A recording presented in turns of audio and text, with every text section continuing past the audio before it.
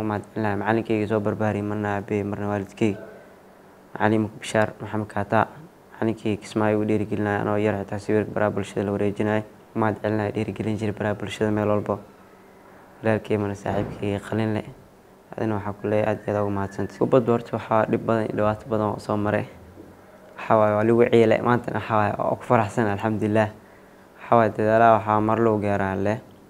waxaan soo dhabar adeeg waa soo dadaalay maantana heerka waxaa waa gaaray alxamdulillaah halkan waxaa igu dhiirigeliyay inaan waxaa qaran iyo meel walba aan matali karo ilaa 2016 sheekaysaneen walaalkay marna saaxiibkay Saciid Alceel isaga igu dhiirigeliyay marna inaan Muqdisho imaado xamar imaado oo micna qarankay waxa uu qaban karo qarankay ugu horeeyay 20 jir oo ahay isaga garab igu siiyay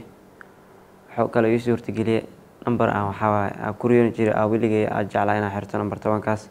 isaga waxaa waaye numberkaas ii door inaan qaato qaranka 20 jirada waxaa waaye numberkaas aan qaatay waxa kale oo halkan waxaa ugu mahad celinaya macallinkay Maxamed Xaaji Meekon oo isagana waxaa fursado badan waxaa waaye ii siiyay inaan naadiga Elman line up ka heli karo ka mid noqon karo ciyaartooyda laf dhabarta marna waxaa laga maarmin isagana waxaa leeyahay macallinkay ugu mahadsan yahay boqolkiiba boqol macallinkay qiimaha badnaa Nuur Amiin Nuur isagana waxaa leeyahay waa mahadsantahay macallimu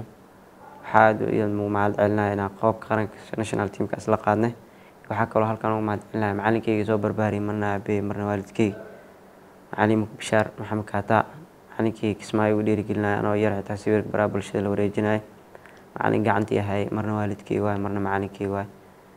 heerka maanta taagan isaga gaarsiiyay isaga ugu mahad celinaya waxa kale oo halkan mahad celinaya dhiirigelin jiray baraha bulshada meel walbo walaalkay mana saaxiibkay qalin leh adina waxaa ku leeyahay aad iyo aad ugu mahadsantahay walahi kaalin weyn oo naga qaatay tababarka waxaa waaye oon dhiirigelin jiray garoonka markaa joogno wuu noo imaan jiray ciyaartan dheelin kadib ka hor waxaa waaye hoteelku noo imaan jiray oon dhiirigelin jiray isagana waxaa leeyahay boqolkiiba boqol waa mahadsantahay allah ku sharfaa leeyahay